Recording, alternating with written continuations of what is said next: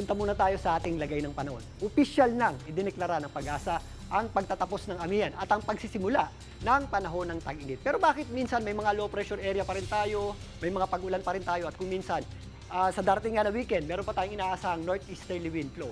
Ang pagdeklara ng panahon ng tag-init ay pangkabuang lagay ng panahon po natin o yung tinatawag nating klima. Although minsan nagiging aktibo nga yung ating intertropical convergence zone at nagkakaroon pa tayo ng low pressure area at minsan nga meron tayong mga localized na pag-ulan at thunderstorms, mas marami na po yung araw na mainit at magpapatuloy pa yan sa mga susunod na araw, susunod na linggo at susunod na buwan. Kaya paghandaan po natin yan. Sa katunayan, ngayon nga ay meron tayong binabantayang low pressure area dito po sa silangang bahagi ng Mindanao. Ito po ay huling na mata ng Pag-asa sa lying around 315 kilometers east ng Tagum City, dyan po sa may area ng Mindanao. Yung kanyang trough ay nagpapaulan po sa ilang areas ng Mindanao, lalong-lalo na po dito po sa eastern section nito, kasama po ang Caraga at Davao Region. Nagpapakita naman ng araw sa malaking bahagi ng Mindanao, pero posible po yung ating mga thunderstorms, lalong-lalo na dito sa area ng BIRMM, kasama na rin po dyan ang Soxargen. Kaya mag-ingat po tayo, lalong-lalo na kapag nakakaranas tayo ng thunderstorms dahil biglang buhos po yan ng malakas na pag-ulan na may kasamang pagkulog at pagkidlat.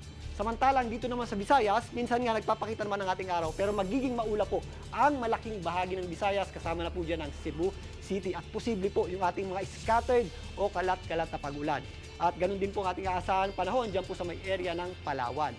Samantalang dito naman sa area ng Luzon, malayo po ang ating low pressure area at hindi po ito naapektuhan. Ramdam na ramdam po ang init ng panahon natin sa malaking bahagi ng Luzon. Dulot po yan ang tinatawag nating easterlies. Kadalasan yung ating matataas na temperatura ay naitatala dito po sa mga areas na nasa pagitan ng bundok, kasama po dyan ang Cagayan, maging dito sa kabilang dako ng bundok, sa may area ng Ilocos Region, isama na po natin dyan ang La Union, Pangasinan at malaking bahagi ng Central Luzon. Ganun din po sa mga highly urbanized cities, kagaya po ng Metro Manila. Kaya again, maghanda po tayo sa matinding init ng panahon, lalong-lalo na sa tanghali. Ugaliin po uminom ng sapat na dami ng tubig at umiwas sa direkta init ng araw. At yan muna ang ating lagay ng panahon. Muli, ito po si Alvin Pura na laging may panahon para sa iyo. Mga kapatid, Jiggy Manikad po, iba na ang may alam at may pakialam sa panahon ngayon.